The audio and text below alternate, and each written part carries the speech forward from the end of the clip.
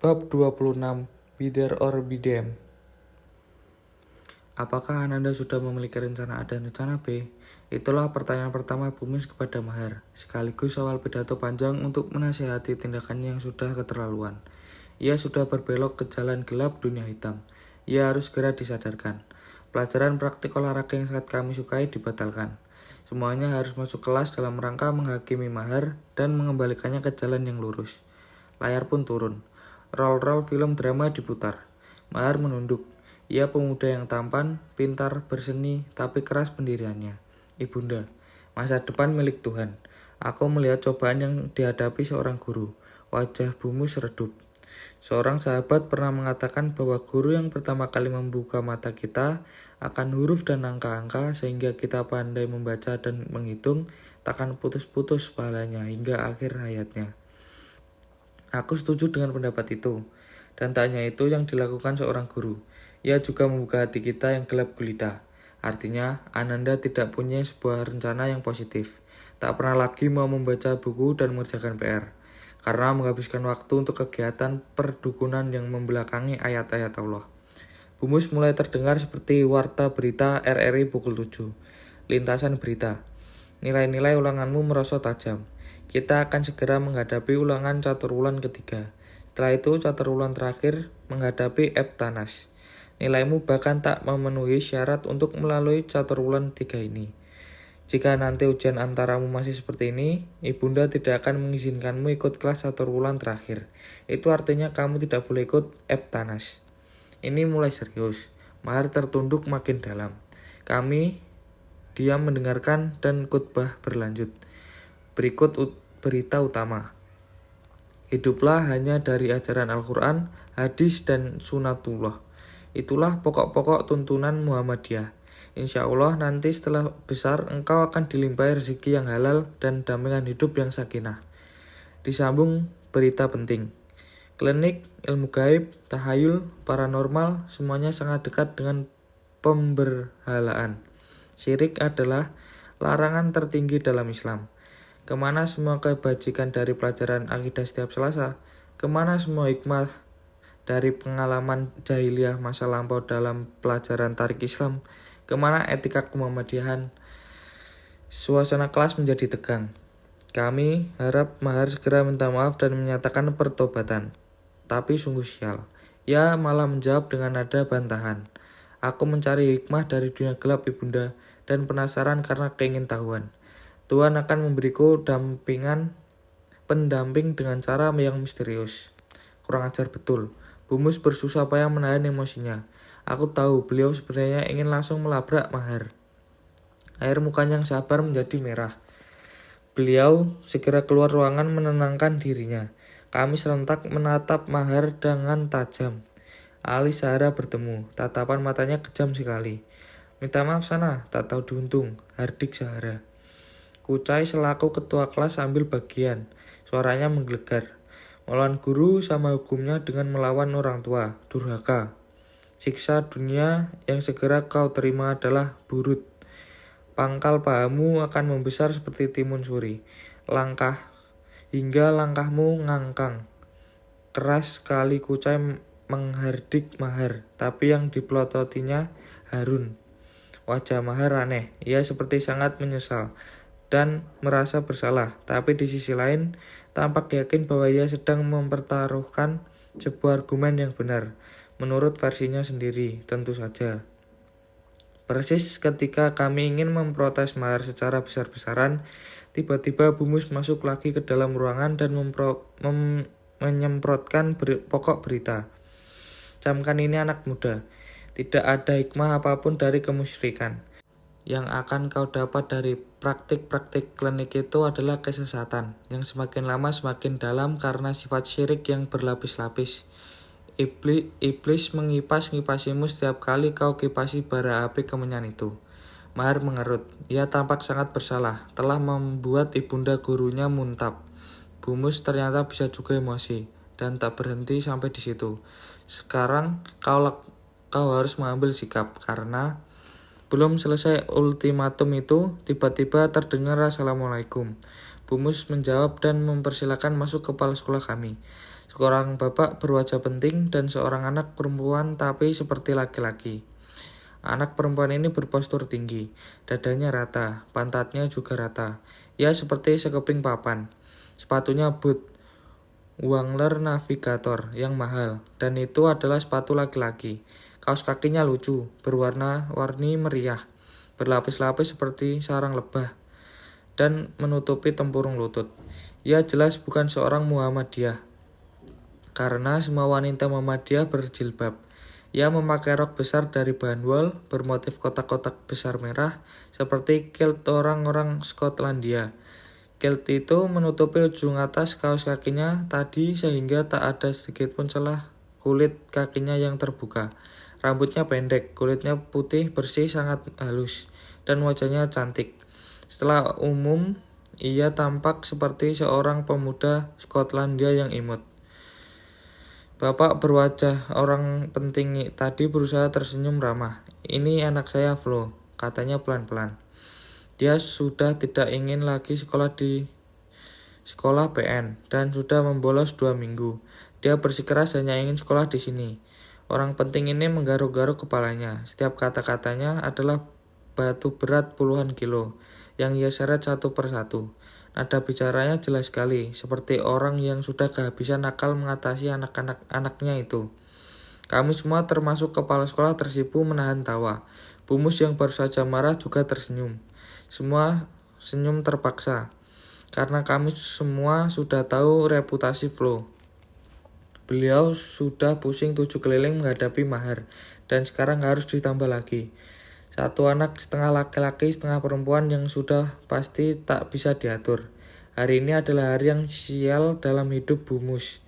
Flo sendiri acuh tak acuh. Ia tak tersenyum dan hanya menatap bapaknya.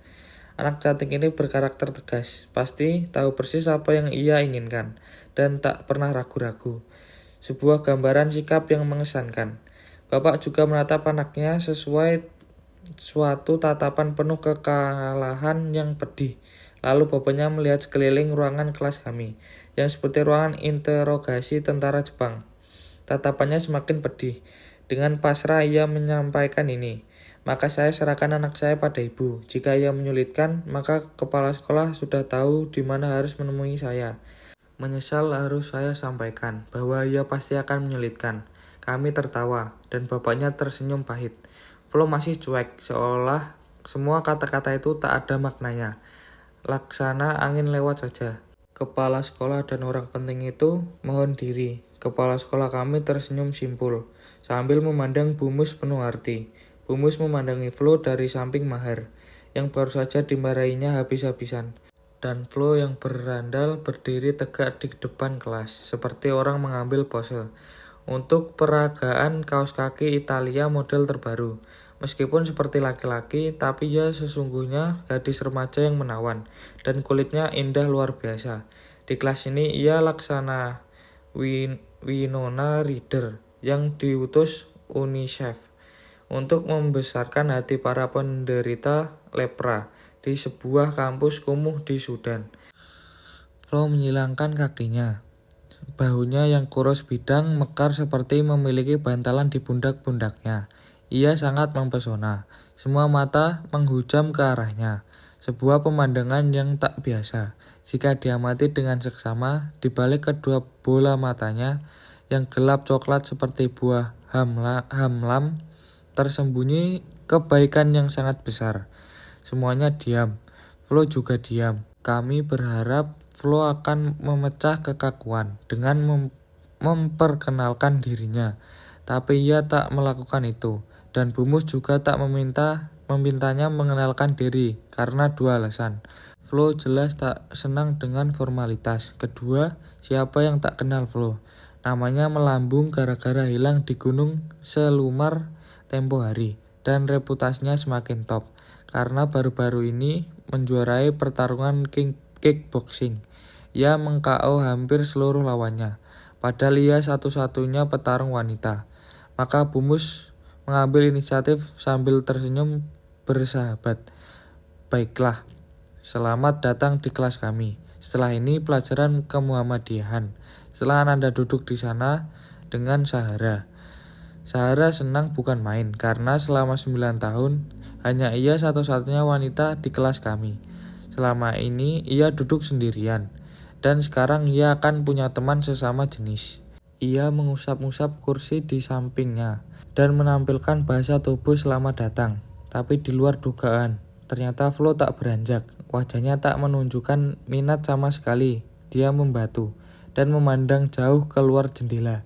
Kami bingung, lalu Flo kembali memandang kami, dan kami terkejut ketika dengan pasti ia menunjuk Trapani sambil bersabda, "Aku hanya ingin duduk di samping Mahar." Luar biasa, kalimat pertama yang meluncur dari mulut kecil makmurnya itu. Setelah baru beberapa menit menginjakan kaki di sekolah Muhammadiyah adalah sebuah pembangkangan. Pembangkangan bukanlah hal yang biasa di perguruan kami. Kami tak pernah sekalipun dengan sengaja menyatakan pembangkangan. Kami bahkan memanggil guru kami Ibunda Guru. Kami terperanjat, demikian pula Bu Mus. Air muka sabarnya menjadi keruh. Baru saja beliau memikirkan kemungkinan kerusakan etika Muhammadiyah yang akan dibuat Mahar dan murid baru seperti pria ini. Tiba-tiba sekarang, 2 ekor angin tornado ini ingin bersekutu. Berat sekali cobaan hidup Bumus. Wajah Bumus sembab. Flo menunjukkan wajah tak mau berkompromi. Dan Bumus sudah tahu bahwa percuma melawan dia. Lagi pula bagi Flo dirinya bukanlah wanita. Maka ia tak mau duduk dengan Zahra. Di sisi lain, ia menganggap Trapani harus mengalah karena ia adalah seorang wanita.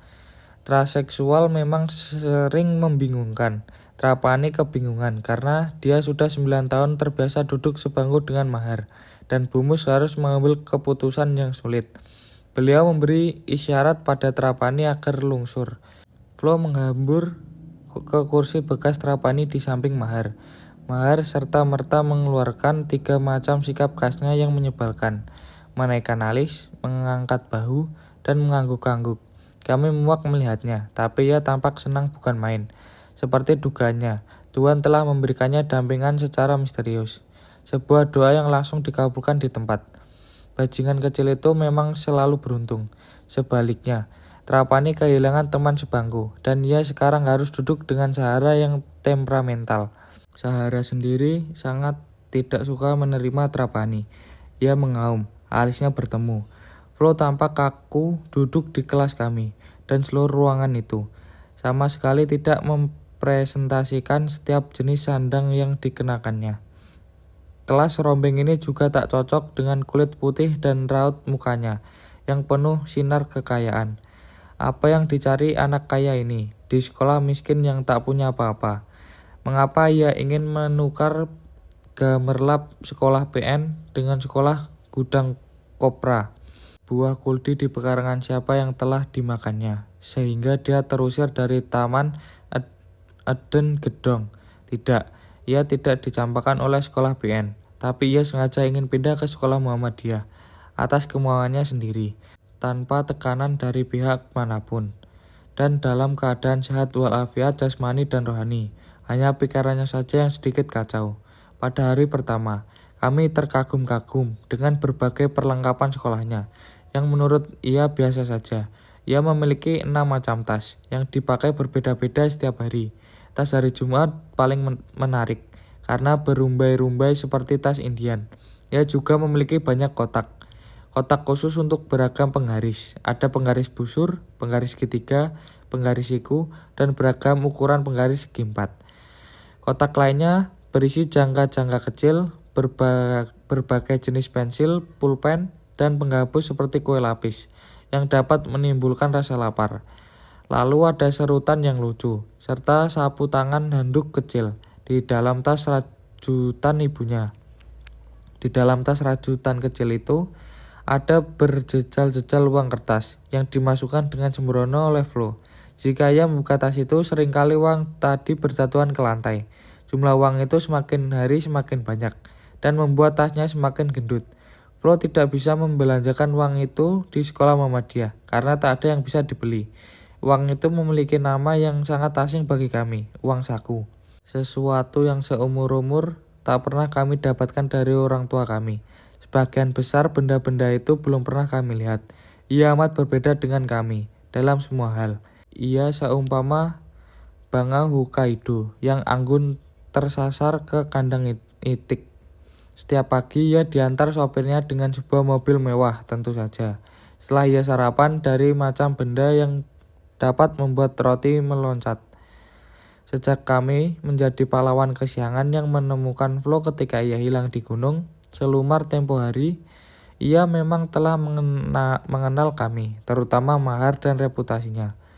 Flo hengkang dari sekolah BN karena didorong oleh kepribadiannya yang pembosan, cenderung anti kemapanan, tergila-gila dengan pemberontakan, dan keinginannya menjadi anggota Laskar Pelangi yang unik. Tapi ada alasan lain yang tak banyak orang tahu, dan ia agak berbahaya, yaitu ia tergila-gila pada Mahar. Ia mengagumi Mahar bukan sebagai pribadi, tapi sebagai seorang profesional muda perdukunan. Karena orangnya memang ekstrovert dan berpikiran terbuka, maka kami segera akrab dengan Flo. Pada sebuah sore yang dingin, setelah hujan lebat, Flo kami inisiasi di dahan tertinggi Filisium, dan sejak sore itu, ia resmi kami bayat sebagai anggota Laskar Pelangi. Saat pelangi melingkar dan guru bersahut-sahutan membahana di atas langit Belitung Timur, ia mengucapkan janji setia persaudaraan. Ternyata Flo adalah pribadi yang sangat menyenangkan. Ia memiliki kemampuan beradaptasi yang luar biasa. Ia cantik dan sangat rendah hati, sehingga kami betah di dekatnya. Ia tak pernah segan menolong dan selalu rela berkorban. Terbukti bahwa di balik sifatnya keras kepala, tersimpan kebaikan hati yang besar. Aneh, di sekolah Muhammadiyah yang tak punya fasilitas apapun, Flo sangat bersemangat. Ada sesuatu yang menggerakkannya. Ia tak pernah sehari pun bolos dan bersikap sangat santun kepada para pengajar. Konon bapaknya sampai mengucap terima kasih kepada kepala sekolah kami dan Bu Mus. Ia datang lebih pagi dari siapapun, menyapu seluruh sekolah, menimpa berember-ember air, dan menyiram bunga tanpa diminta. Sekolah ini adalah jembatan jiwa baginya.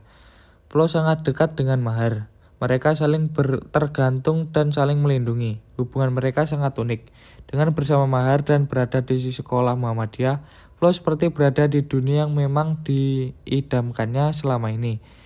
Ia seperti orang yang telah menemukan identitas, setelah bersusah payah mencarinya, melalui pemberontakan-pemberontakan Sinting. Demikian pula Mahar, ia merasa menemukan satu-satunya orang yang memahaminya, tak pernah melecehkannya, dan menghargai setiap kelakuan anehnya. Maka mereka seperti Starsky and Hutch atau Harley Davidson and the Marlboro Man, gandeng renteng ke sana kemari persis Trapani dan ibunya. Mahar benar-benar telah mendapatkan pendamping. Mereka sering tampak berduaan, berbincang, bertukar pikiran sampai berjam-jam. Orang yang melihatnya akan menyangka mereka berpacaran, seorang pemuda tampan dan seorang anak gadis cantik yang tomboy. Siang malam tak terpisahkan, saling tergila-gila, serasi sekali. Tapi kenyataannya mereka sama sekali tidak punya hubungan emosional semacam itu. Mereka memang tergila-gila, tapi kekasih hati mereka adalah dunia gelap mistik dan klinik. Dunia gelap itulah yang memacu adrenalin Flo. Dan itu jugalah salah satu tujuannya mendekati Mahar. Berbeda dengan Akyong, yang juga mengabdi kepada Mahar, tapi memosisikan diri sebagai murid. Flo sebaliknya, memosisikan diri sebagai rekan. Persekutuan mereka membawa kemajuan yang pesat dalam elaborasi dunia metafisik, karena ditunjang oleh sumber daya yang dimiliki Flo. Mereka mempelajari dengan seksama fenomena-fenomena aneh melalui majalah-majalah luar negeri dan buku-buku ilmiah karangan spesies ternama. Kalau dulu Mahar berusaha dengan primbon, prasasti, istilah seperti kuntilanak, jenglot, dalbo, anak genderuwo, dan pocong. Sekarang referensinya meningkat. Paranormal Pernalia, UFO Codes, Science Fiction News, The Anomalies. Bicaranya juga menjadi lebih maju dan keren. Kalau dulu kemenyan, tuyul, kerasukan setan, santet, sekarang menjadi istilah paranormal asing seperti exorcism, clairvoyance, sighting, dan poltergeist. Mahar tertarik pada mitologi, hubungan supernatural dengan antropologi, sejarah, cerita rakyat, arkeologi, kekuatan penyembuhan, ilmu-ilmu purba, ritual, dan kepercayaan berhala. Maka sedikit banyak ia menganggap dirinya seorang ilmuwan supranatural. Sebaliknya, Flo adalah pejuang sejati. Ia kurang tertarik dengan aspek ilmu dan keyakinan dalam kejadian mistik, tapi ia ingin mengalami manifestasi langsung beberapa teori dan fenomena magis dalam praktik. Karena tujuan utama pendalaman mistik Flo adalah menguji dirinya sendiri, sampai sejauh mana ia bisa menoleransi rasa takutnya. Ia kecanduan, getar-getar marah bahaya dunia lain. Flo sedikit lebih parah sintingnya dibanding Mahar. Maka untuk merealisasikan semua tujuan itu dan untuk menikmati hobinya, mereka berdua menyusun sebuah rencana sistematis. Langkah awal mereka adalah membentuk sebuah organisasi rahasia, para penggemar paranormal. Setelah kasak kusuk sekian lama, tak dinyana, ternyata mereka mampu menemukan anggota-anggota sepaham yang sangat antusias. Mereka membentuk sebuah perkumpulan yang disebut Societies de Limpai dan melakukan pertemuan rutin serta aktivitas perklinikan secara diam-diam. Semakin lama aktivitas itu semakin tinggi dan tak jarang melibatkan perjalanan yang jauh. Tak terbayang kemana keingintahuan dapat membawa manusia. Ke gunung tertinggi, ke gua yang gelap, melintasi padang, menuruni ngarai, menyeberangi lumpur, sungai, dan laut. Singkatnya, organisasi bawah tanah ini sangat sibuk dan menuntut pengadministrasian jadwal, dana, dan properti, sehingga mereka membutuhkan bantuan seorang sekretaris merangkap bendahara. Ketika aku ditawari posisi itu, aku segera menyambarnya, meskipun tidak ada honornya sepeser pun. Tapi aku merasa terhormat menjadi seorang sekretaris dari sebuah gerombolan orang-orang yang bersahabat dengan hantu. Aku juga bangga, karena jabatan itu menunjukkan bahwa aku punya cukup integritas untuk memegang uang. Artinya, paling tidak aku bisa dipercaya walaupun hanya dipercaya oleh orang-orang yang sudah tidak lurus pikirannya. Tugasku sederhana dan cukup diatur melalui sebuah buku register. Tugas tersebut adalah mencatat iuran anggota, menyimpan uangnya, dan mencatat barang-barang pribadi milik anggota yang akan dijual atau digandakan, guna membeli peralatan dan membiayai ekspedisi. Tugas lainnya adalah mengatur pertemuan rahasia. Biasanya undangan dibuat oleh bosku, Mahar atau Flo, dan aku harus mengedarkannya pada seluruh anggota. Seperti sore ini misalnya, Flo menyerahkan undangan padaku. Isinya, rapat mendesak, Los VB, Pasar Ikan, PK, 7 tepat, bidder or bidem.